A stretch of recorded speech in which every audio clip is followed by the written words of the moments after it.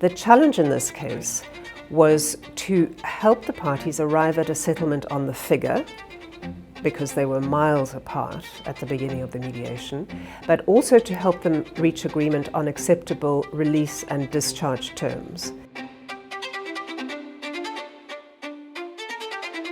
Well, this is a commercial dispute between a franchisor of restaurants and the franchisee.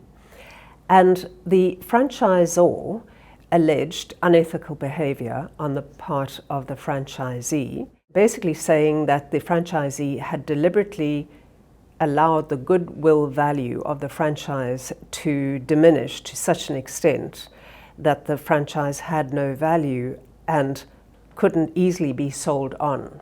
The franchisee was also apparently behind on various payments that were owing to the franchisor. So to begin with, the franchisor's claim was valued at a couple of £100,000, and this included terminating the franchise agreement. So they wanted out and they wanted quite a bit of money. We could only settle on the money if there was a full release, particularly obviously of the franchisee, from any future claims and disputes.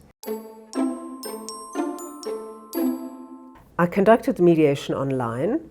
I met the parties privately for preparation meetings. There was a hefty bundle of documents because the franchisor was on the verge of launching a claim. There were the mediation statements for review as well.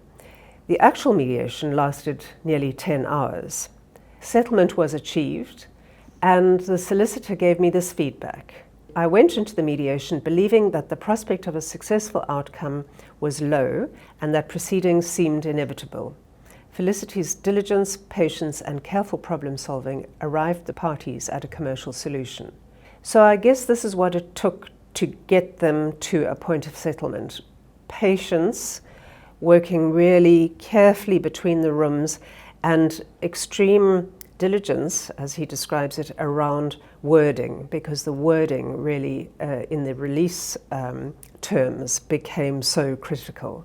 And in each of these cases you learn a whole lot of new things. So I suddenly found myself well versed in franchise law and franchise agreement terms.